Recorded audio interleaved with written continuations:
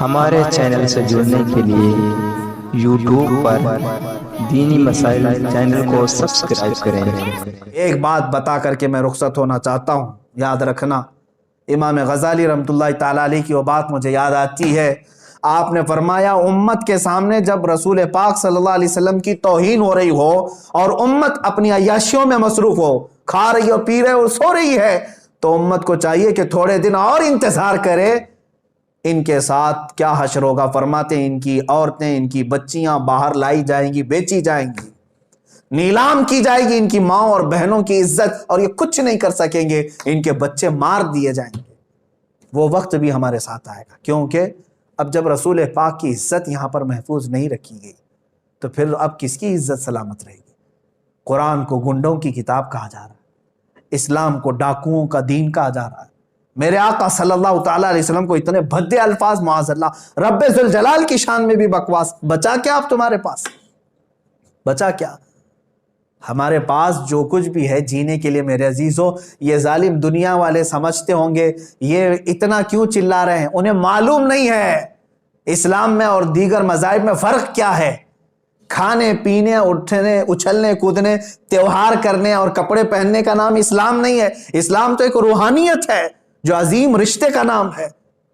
اگر رسول پاک صلی اللہ تعالیٰ علیہ وسلم سے اس کا رشتہ نہیں ہے تو اسلام ہی نہیں ہے اس کے پاس۔ بمصطفیٰ رسام خیش کے دی ہما اوست، اقبال نے کہا ہے اپنے آپ کو رسول اللہ تک پہنچا دے، یہی دین ہے۔ اگر بہ نہ رسیدی تمام ابو لہبیس، اگر تو رسول پاک تک نہیں پہنچا تو تیرے میں اور ابو لہب میں کوئی فرق نہیں ہے۔ وہ تو حضور کے بہت قریب تھا، چاچا تھا، لیکن پہنچا نہیں رسول اللہ تک۔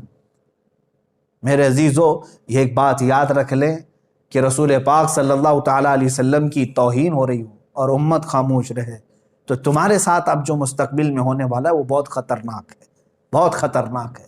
آج اگر بیدار نہیں ہوئے تو پھر تم بہت دنوں تک پچھتاؤ گے۔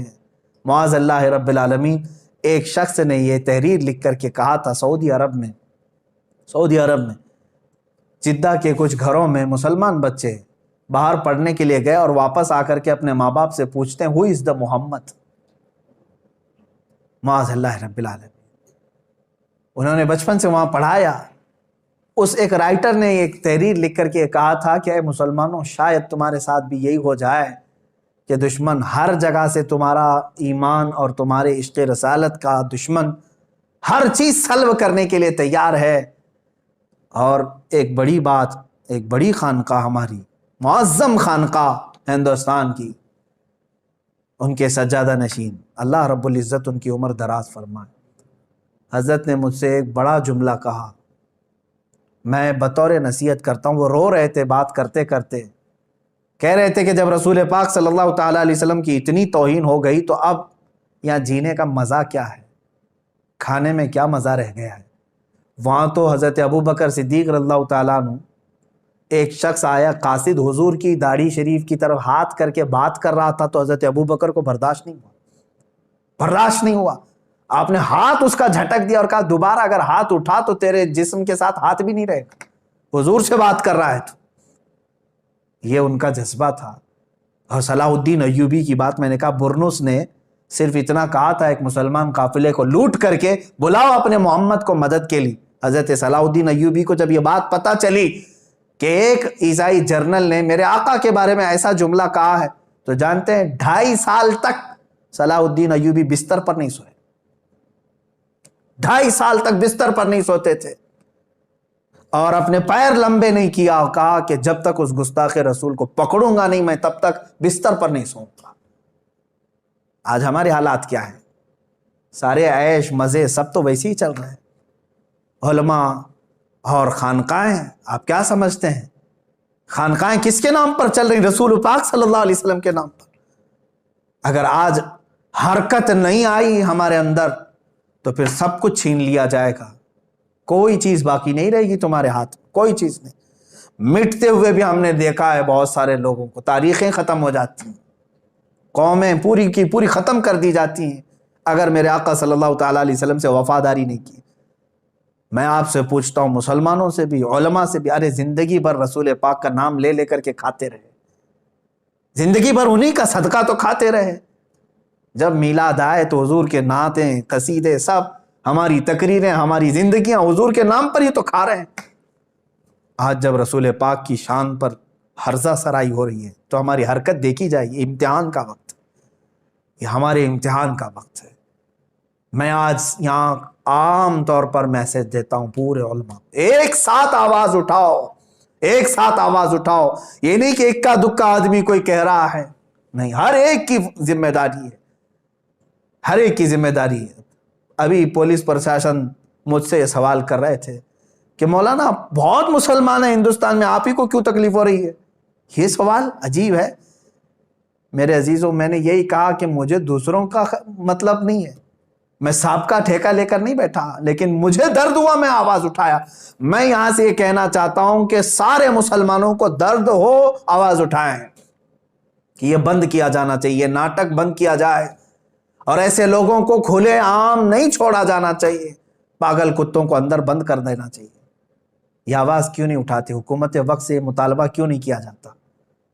سخت سے سخت ایکشن لینے کا مطالبہ کیوں نہیں کرتے؟ میرے عزیز، میں مانتا ہوں علماء اپنے تئیں سب کر رہے ہیں، میں کسی کا انکاری نہیں ہوں۔ الحمدللہ ہماری خانقاہیں اپنے لیٹر پیڈ سے احتجاج کر رہی ہیں، یا میدان میں آ کر کے احتجاج کر رہی ہیں، یا اپنی تقریروں سے احتجاج کر رہے ہیں، لیکن اس آواز کو مؤثر بنائیں۔ وہ مؤثر بنانے کے لیے اپنے دلوں سے خوف نکال دیں، اس لیے کہ میرے آقا صلی اللہ تعالیٰ علیہ وسلم نے فرمایا افضل الجہاد کلمۃ الحق عند السلطان الجائر، سب سے افضل جہاد ظالم بادشاہ کے سامنے حق بات کرنا۔ آج تمہارے پاس یہی موقع ہے، حق بات بولو اور سر چڑھ کر کے بولو، اس لیے کہ ہم اپنے گھر کی بات نہیں کر رہے۔ عزیزان گرامی وقار، بات بہت طویل ہو گئی۔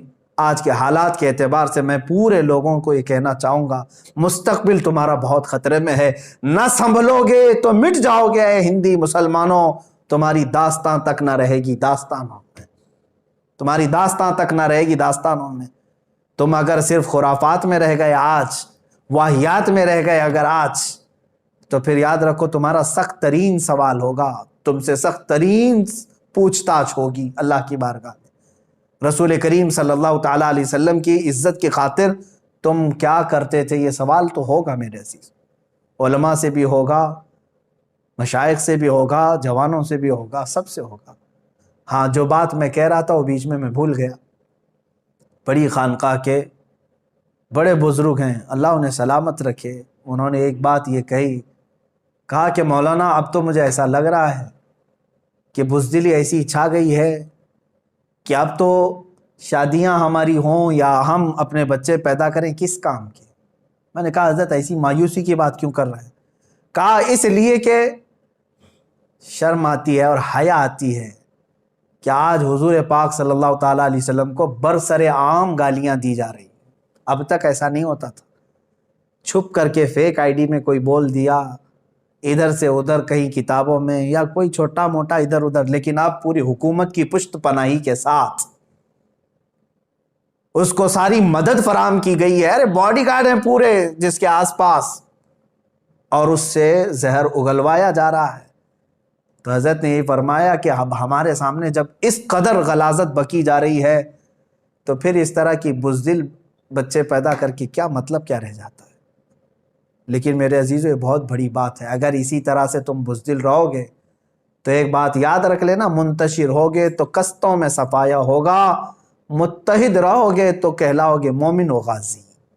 انشاءاللہ العزیز رب تبارک و تعالیٰ کی مدد آئے گی، ضرور آئے گی، 100% سے بھی زیادہ ہمیں یقین ہے کہ مولا ہماری مدد فرمائے گا، لیکن شرط یہ ہے ان کنتم مؤمنین، تم رسول پاک سے وفا کرنا سیکھ جاؤ، تم ساری چیزیں، غلط چیزیں چھوڑو اور کہو ابھی امی فدا کا یا رسول اللہ، اے اللہ کے رسول میں اپنا سب کچھ آپ پر نثار کرتا ہوں، قربان کرتا ہوں۔ دیکھو پھر اللہ کی مدد کیسے آئے گی۔ رب تبارک و تعالیٰ کہنے سننے سے زیادہ ہمیں عمل کی توفیق عطا فرمائے۔ رسول کریم صلی اللہ تعالیٰ علیہ وسلم کی بارگاہ میں ہم سب کو مولا تعالیٰ سرخرو رکھنے کی توفیق عطا فرمائے۔ وآخر دعوانا ان الحمد للہ رب العالمین۔